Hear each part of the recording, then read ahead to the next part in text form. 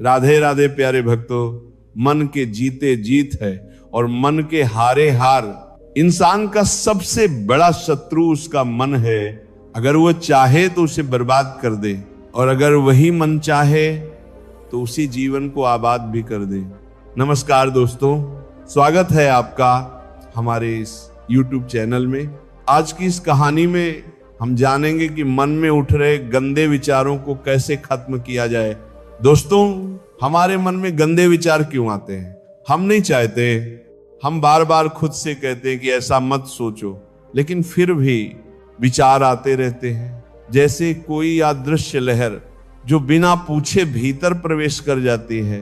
पर मन कभी हमारा सबसे बड़ा मित्र बन जाता है और कभी वही मन हमारा सबसे बड़ा शत्रु क्यों बन जाता है? जब हम अपने मन की हर बात मान लेते हैं तो हमारा मन ही हमारा नेतृत्व करने लगता है, और जब हम मन को संतुलित कर लेते हैं तो हम अपने जीवन की हर चीज को, हर रिश्ते को, हर कर्म को सचेत होकर देखने लगते हैं। हम अपने मन में आने वाले गंदे विचारों को रोकने की कोशिश करते हैं, लेकिन जितना अधिक हम उन्हें रोकते हैं उतनी ही तेजी से वे विचार हमारे भीतर प्रवेश करने लगते हैं। याद रखिए, जिस चीज से आप जितना अधिक दूर भागते हैं वही चीज उतनी ही मजबूती से आपके पीछे पीछे आती है। इसलिए उस चीज से भागिए मत, बस उस पर संतुलन बनाए रखिए। एक बार एक व्यक्ति गौतम बुद्ध के पास आया और बहुत व्याकुल होकर बोला, हे बुद्ध, मेरे मन में इतने गंदे विचार क्यों आते हैं? मैं नहीं चाहता, फिर भी मेरे मन में हमेशा काम वासना के विचार चलते रहते हैं। मैं इनके बारे में सोच सोच कर बहुत परेशान हो गया हूं। मेरी ऊर्जा, मेरा समय, सब कुछ इन्हीं विचारों में नष्ट हो जाता है, और इन विचारों की वजह से मैं कभी भी शांत नहीं रह पाता। स्त्रियों को देखकर मैं मोहित हो जाता हूं, अपने आप को रोक ही नहीं पाता। बुद्ध मुस्कुराए धीरे से और उस व्यक्ति से पूछा, क्या तुम्हें पता है कि ये काम वासना होती क्या है? उस व्यक्ति ने उत्तर दिया, बुद्ध, मैं ये तो नहीं जानता कि काम वासना होती क्या है, पर इतना जानता हूं कि ये जो भी है बहुत बुरी चीज है। बुद्ध ने शांत स्वर में कहा, सबसे पहले तो तुम्हें यह समझना होगा कि जो कुछ भी प्राकृतिक रूप से हमारे भीतर है वह बुरा नहीं होता। हमारे जीवन में हर भावना की कोई न कोई आवश्यकता होती है। वासना कोई बुरी बात नहीं है, ये तो हमारे मन की एक भावना है जो हमें किसी कमी का एहसास कराती है, और फिर हम उस कमी को पूरा करने के लिए उस चीज की ओर आकर्षित हो जाते हैं। जैसे अगर तुम्हारे पास धन की कमी है तो तुम्हारे भीतर धन पाने की वासना उत्पन्न हो जाएगी। तो वासना कुछ और नहीं, बस एक प्रकार की कमी है, एक आवश्यकता का संकेत है। और जब ये आवश्यकता शारीरिक होती है तो हम इसे काम वासना कह देते हैं। उस व्यक्ति ने कहा, बुद्ध, काम वासना का अर्थ तो समझ में आ गया, लेकिन ये बताइए ये आती कहां से है और कैसे आती है? गौतम बुद्ध ने कहा, काम वासना कहीं से आती नहीं है, ये तो हमारे भीतर ही होती है, और इसका होना आवश्यक भी है, तभी तो मानव जाति का विस्तार होगा। उस व्यक्ति ने कहा, जब ये हमारे भीतर ही है और आवश्यक भी है तो फिर लोग इसे गलत क्यों कहते हैं?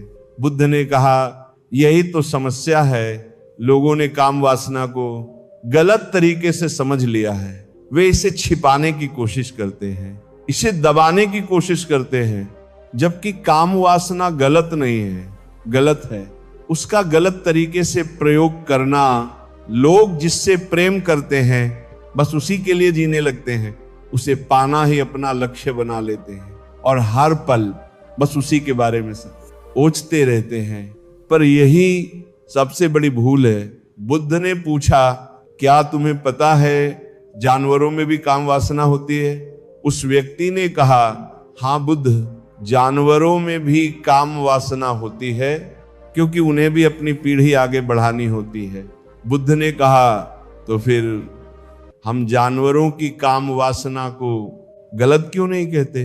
व्यक्ति बोला, मुझे नहीं पता महात्मा, आप ही बताइए।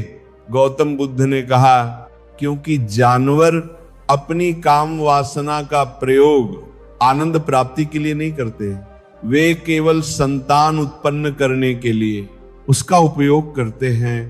प्रकृति ने जानवरों को इतनी समझ नहीं दी कि वे काम वासना को अपने सुख का आधार बना सके, लेकिन मनुष्य अपनी बुद्धि के बल पर प्रकृति की हर चीज को अपने सुख के लिए उपयोग करने लगता है।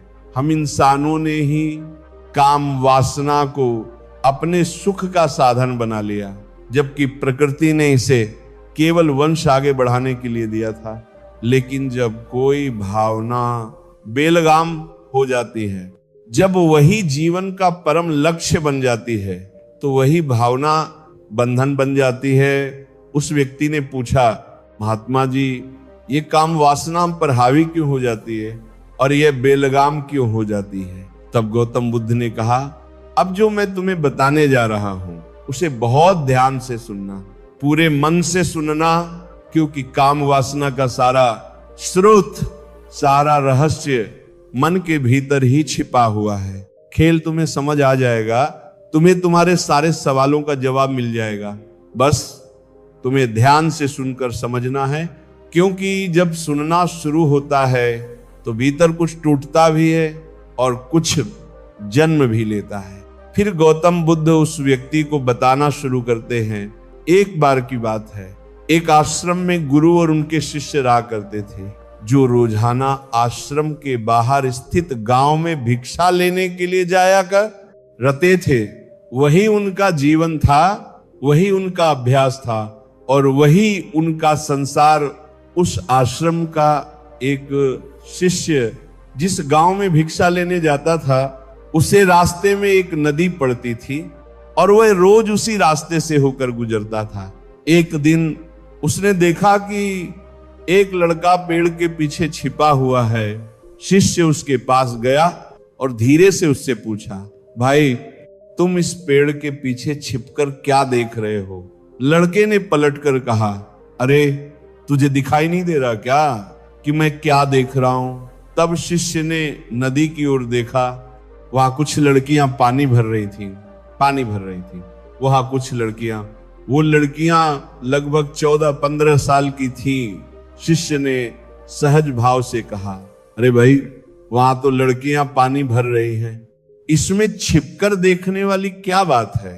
तभी वह लड़का उसकी ओर मुड़ा और बोला, अरे पागल, तुझे दिखाई नहीं दे रहा ये परी कैसे नदी से पानी ला रही है? जरा उनकी अदाओं को तो देख, उनके कोमल शरीर को देख, उनकी पतली कमर मटके को उठाते समय कैसे बल खाती है और उनके बाल उनकी कमर पर कैसे लहराते हैं, मानो सुंदरता बिखरी पड़ी हो। शिष्य ने फिर से नदी की ओर देखा, लेकिन इस बार कुछ बदल चुका था।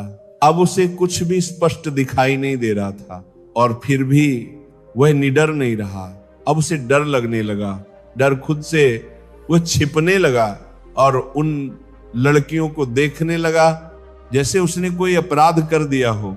और तभी अचानक उसका शरीर कांप गया, मन भीतर से सिहर उठा और वह बोला, ये मैं क्या कर रहा हूं? जो मैं कर रहा हूं क्या वो सही है? नहीं, मुझे यहां से चले जाना चाहिए। और वह तेजी से वहां से चला गया। वह आश्रम पहुंचता है और अपने कार्यों में लग जाता है। लेकिन जो दृश्य वह देख कर आया था वही उसकी आंखों के सामने बार बार आने लगता है। उसका मन उसी चित्र को दोहराता रहता है। उसका दिमाग उसी तरह सही से लड़ता रहता है। किसी काम में मन नहीं लगता, ध्यान भटक जाता है, शांति टूट जाती है। सुबह होते ही वो जल्दी जल्दी भिक्षा के लिए निकल पड़ता है और सीधे उसी नदी के पास वाले पेड़ के पास जाता है जहां वो लड़का पहले से मौजूद रहता है। अब वे दोनों छिप छिप कर देखते हैं और ये रोज का काम बन जाता है।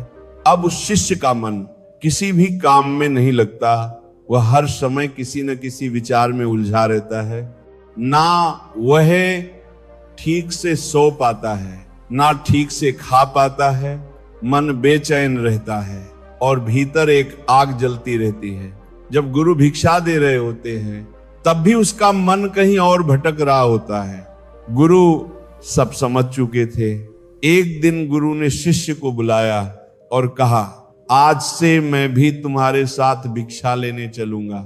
शिष्य घबरा गया और बोला, नहीं गुरुदेव, आप परेशान क्यों होंगे, मैं अकेला ही ठीक से भिक्षा ले आता हूं। गुरु ने शांत स्वर में कहा, ठीक है, तुम अकेले ही जाओ।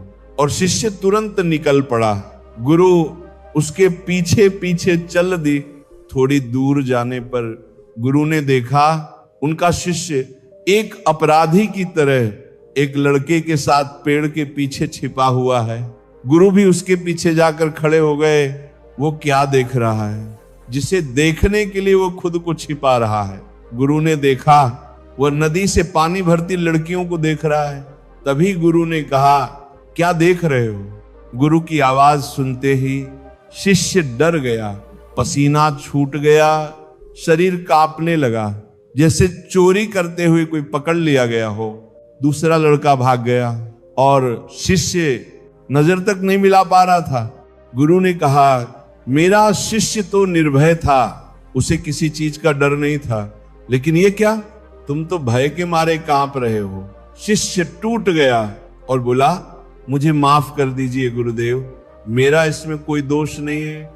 उस लड़के ने मुझे बहका दिया था, लेकिन आपसे मैं वादा करता हूं कि आज के बाद मैं ऐसा कभी दोबारा नहीं करूंगा, मुझे माफ कर दो गुरुदेव। गुरु ने शिष्य से कहा, कोई बात नहीं, पर इस बात का तुम ध्यान रखना कि हम जैसी संगति करते हैं वैसा ही फल हमें प्राप्त होता है। हम जैसी संगति करते हैं उसके विचार हमारे अंदर प्रवेश करते हैं। इसीलिए अच्छी संगति करो जिससे तुम्हारे अंदर अच्छे विचारों का प्रवेश हो। फिर गुरु और शिष्य आश्रम लौट आए और फिर से शिष्य आश्रम के कार्यों पर ध्यान देने लगा। उसने उस रास्ते को छोड़ दिया और दूसरे रास्ते से जाने लगा।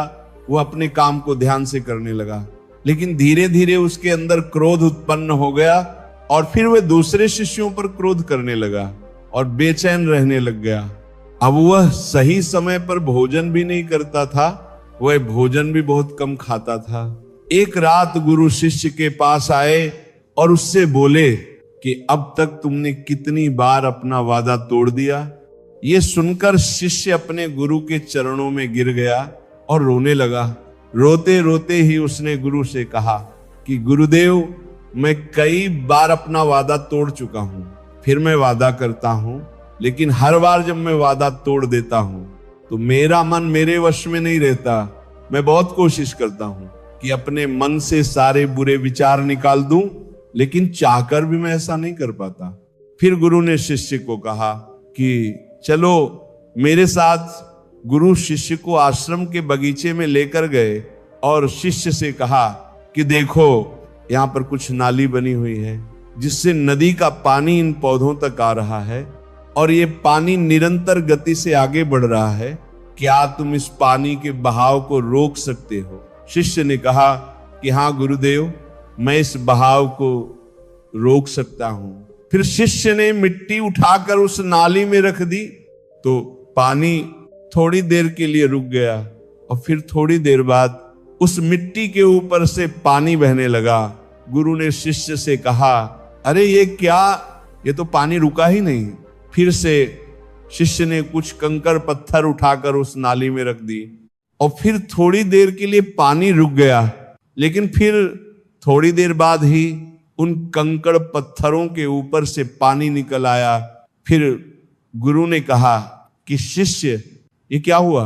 पानी तो फिर से बहने लग गया। तुम तो बोल रहे थे कि तुम इसे रोक दोगे। क्या हम किसी काम को रोकना चाहें तो क्या हम उसे रोक नहीं सकते? तब शिष्य ने कहा, कोई बात नहीं गुरुदेव, मैं इस पानी को तो आपको रोक के दिखाऊंगा। शिष्य फिर से एक बड़ा सा पत्थर लेकर आया और उस नाली पर रख दिया और पानी रुक गया। तब शिष्य ने गुरु से कहा कि देखा गुरुदेव, मैंने कहा था ना कि पानी को मैं रोक दूंगा। मैंने पानी को रोक कर दिखाया, आपकी बात मैंने पूरी कर दी। गुरु मुस्कुराए और बोले, अच्छा जरा ध्यान से देखो, पानी रुक गया क्या? वह तो पीछे की नाली तोड़कर बाहर निकल गया है और अगल बगल से बह रहा है। और ध्यान से देखो, ये पत्थर के आगे भी आ गया है और ये पानी अपना रास्ता बदलकर फिर से आगे की तरफ जाएगा। और फिर थोड़ी देर बाद ऐसा ही हुआ। फिर गुरु ने शिष्य को समझाया कि तुम्हारे साथ भी तो ऐसा ही चल रहा है, तुम बार बार प्रयास कर रहे हो, बड़े से बड़ा प्रयास कर रहे हो, पर हर बार तुम्हारा प्रयास टूट रहा है और ये हमेशा टूटता ही रहेगा। तुम कितना भी बड़ा पत्थर रख लो, लेकिन पानी तो अपना रास्ता बना ही लेगा। ये सब देखकर शिष्य ने गुरु से कहा कि हे गुरुदेव, क्या कोई तरीका नहीं है जिससे मैं गंदे विचारों से बाहर निकल सकूं और ये मेरे मन में आए ही ना। गुरु शिष्य को एक नदी के पास ले गए जहां से उस बगीचे में पानी जा रहा था। गुरु ने शिष्य से कहा, वह पानी इसी नदी से जा रहा है, अगर हम यहीं से उस रास्ते को बंद कर दें जहां से पानी बगीचे में जा रहा है, तब क्या हम पानी को रोक नहीं सकते? शिष्य ने कहा कि हाँ गुरुदेव, अवश्य ऐसा हो सकता है, मैं इस पानी को यहीं से बंद कर देता हूं, तब आगे की नाली में पानी जाएगा ही नहीं और फिर बगीचे में पानी जाएगा ही नहीं। फिर शिष्य ने नदी से जाने वाले रास्ते को बहुत मेहनत करके पत्थर और मिट्टी डालकर बंद कर दिया और गुरु से कहा कि गुरुदेव, मैंने पानी को बंद कर दिया है, अब ये पानी बगीचे में जाएगा ही नहीं। तब गुरु ने कहा, शिष्य, अगर पानी बगीचे में नहीं जाएगा तो पेड़ पौधों को पानी कहां से मिलेगा? उन पेड़ पौधों को तो पानी की आवश्यकता है और उन पेड़ पौधों में कुछ पेड़ पौधे तो ऐसे हैं जिनको रोज पानी की आवश्यकता है, वह तो मुरझाकर सूख ही जाएंगे, उनका क्या होगा? शिष्य ने गुरु की बात सुनकर वापस नदी से जाने वाले पानी का रास्ता खोल दिया। तब गुरु ने शिष्य से पूछा, शिष्य, अगर हम इस नदी के पूरे पानी को बगीचे की तरफ मोड़ दे तो क्या होगा?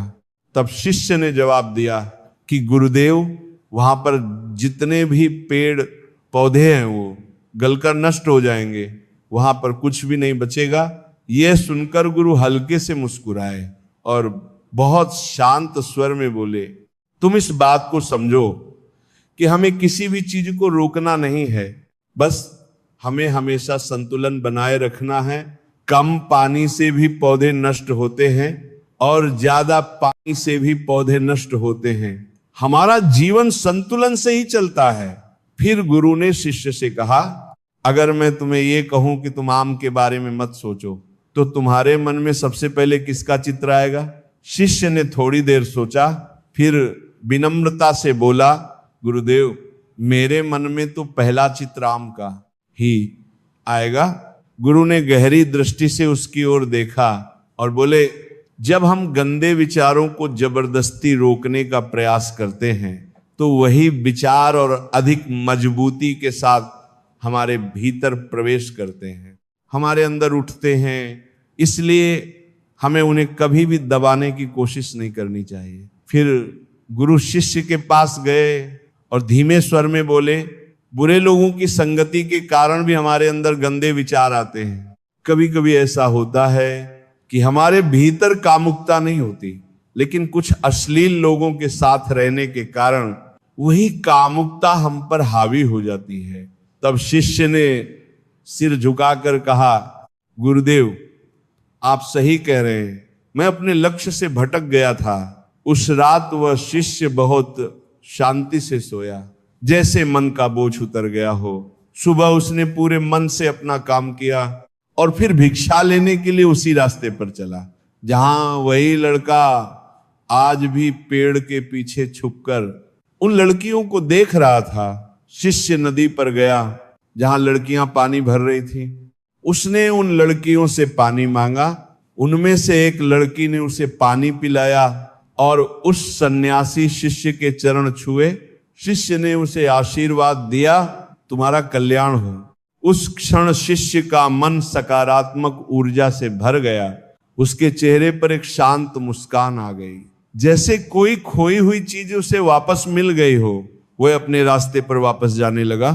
तभी पीछे से वही लड़का आया जो अब तक पेड़ के पीछे छुपा था। वह शिष्य के पास आकर बोला, क्या बात है, आज तो तुमने करीब से देखा है, आप तो मुझसे भी आगे निकल गए। शिष्य ने बहुत सहज स्वर में कहा, हम हमेशा दूसरों के दर्शन करने में ही व्यस्त रहते हैं, अपने दर्शन कर ही नहीं पाते। तुम कब तक इस पेड़ के पीछे छुपते रहोगे? किसी को पसंद कर लो, उससे बोल दो।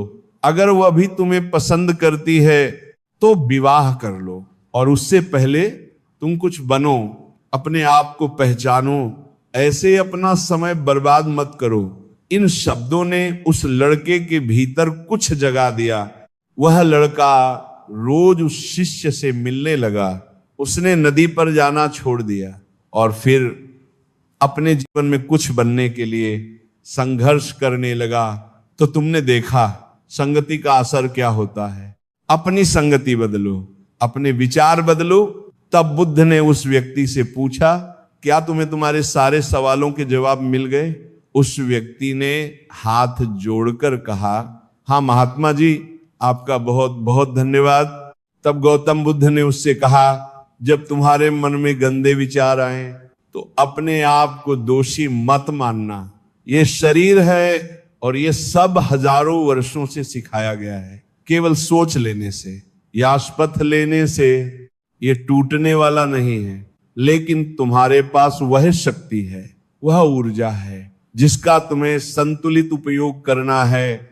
तुम एक जीवित ऊर्जा हो जो अनुभव करने के लिए स्वतंत्र है, जो निर्माण करने के लिए स्वतंत्र है। इसीलिए अपने आप को पहचानो। ये कहकर गौतम बुद्ध मौन हो गए और वह व्यक्ति वहां से चला गया। तो दोस्तों, उम्मीद करते हैं कि आपको इस वीडियो से कुछ न कुछ सीखने को जरूर मिला होगा।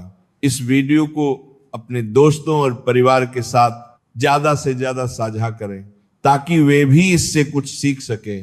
और ऐसी ही ज्ञानवर्धक वीडियो देखने के लिए हमारे चैनल को सब्सक्राइब करना न भूलें। धन्यवाद।